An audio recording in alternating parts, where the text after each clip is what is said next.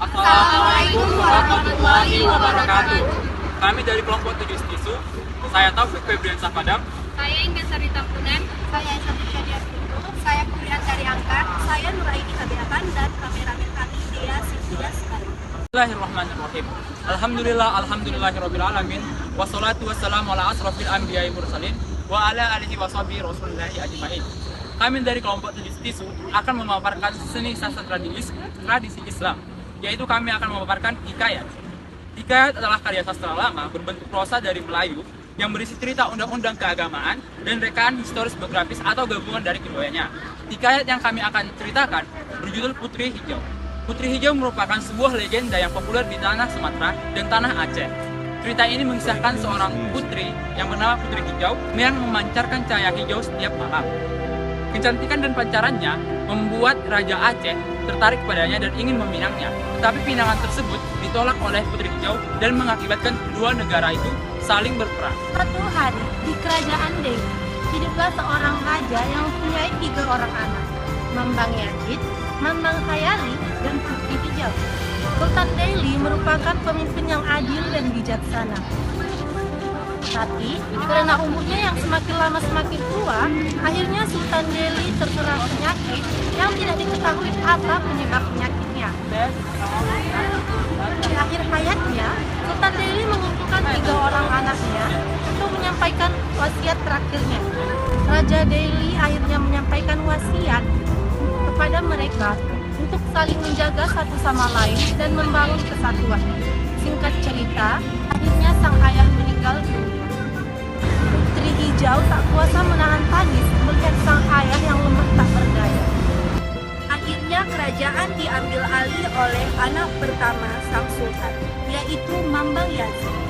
Sang sultan baru itu pun menjadi pemimpin yang sangat adil dan bijaksana seperti ayahnya.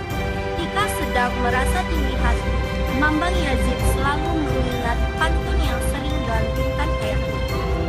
Bunga kenanga di atas kubur, pucuk cari pandan Jawa, apa guna sombong dan takabur, rusak hati badan binasa. Air meluruh ke tepian mandi, kembang berseri bunga senduduk, elok diturut resmi padi, semakin berisi semakin melekat. Di tengah kesibukan kepemimpinan kerajaannya, Mambang Yazid juga tidak lupa memberikan kasih sayangnya kepada adik-adiknya yang harus menjadi yatim piatu. Akhirnya, berkat kasih sayang Mambang Yazid, perlahan-lahan adiknya sudah tidak merasakan kesedihan lagi. Putri Hijau yang paling terpukul telah pula ikhlas kepergian ayahanda. Dia sadar di dunia ini hanya sementara. Semua punya batas, termasuk usia.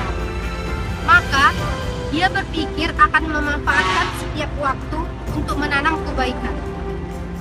Putri Hijau kian matang.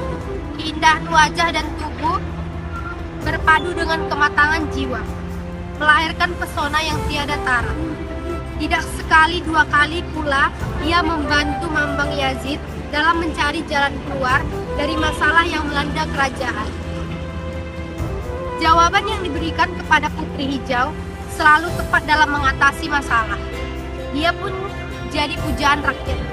Apalagi kian hari kecantikannya kian bercahaya. Bahkan setiap menjelang senja, saat dia merenung dan berdoa di taman belakang istana, tubuhnya memancarkan cahaya hijau. Cahaya hijau itu seolah memanjat udara, menembus awan dan berpendar-pendar di langit paling jauh. Cahaya ini yang mengundang keheranan seorang Raja Aceh. Dia bingung melihat cahaya hijau di langit dan memerintahkan kepada menterinya untuk mencari tahu dari mana asal cahaya itu. Akhirnya, para menteri pun bersiap untuk mencari dari mana asal cahaya itu.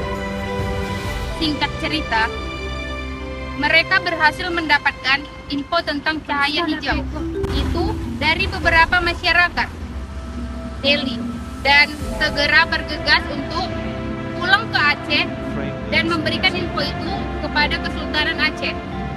Tak lama kemudian, Kesultanan Aceh pun memutuskan untuk kembali menghadap ke Kesultanan Delhi dengan membawa perhiasan yang sebenarnya memiliki tujuan untuk meminang Putri Hijau. Sesampai di sana, mereka disambut hangat dan para menteri akhirnya menyampaikan pesan dari Sultan Aceh yang mana ingin meminang adik Mambang Yazid, yaitu Putri Hijau. Setelah itu, Mambang Yazid akhirnya menanyakan kepada sang adik apakah ingin menerima tawaran dari Sultan Aceh. Dan kemudian lalu sang adik menjawab dengan sangat ragu-ragu kalau dia belum siap untuk menjadi seorang istri dari Sultan Aceh. Dan setelah itu, Mambang Yazid pun akhirnya memberitahukan keputusan sang adik kepada para menteri Sultan Aceh. Akhirnya mereka pulang dan menteri pun menyampaikan apa yang disampaikan oleh Sultan Delhi. Dan setelah itu, Sultan Aceh marah dan merasa terhina karena penolakan yang telah dilakukan oleh Sultan Delhi. Ia pun akhirnya memerintahkan para menterinya untuk bersiap menyerang Kesultanan Delhi. Nah, singkat cerita dari cerita tersebut ialah akhirnya terjadilah peperangan yang berlangsung selama berhari-hari. Dan akhirnya Sultan Delhi tertangkap dan harus ikut bersama Sultan Aceh. Demikianlah hikayat yang kami sampaikan. Apabila ada kesalahan dalam cerita, mohon dimaafkan. Wabillahi taufiq wal hidayah. Wassalamualaikum warahmatullahi wabarakatuh.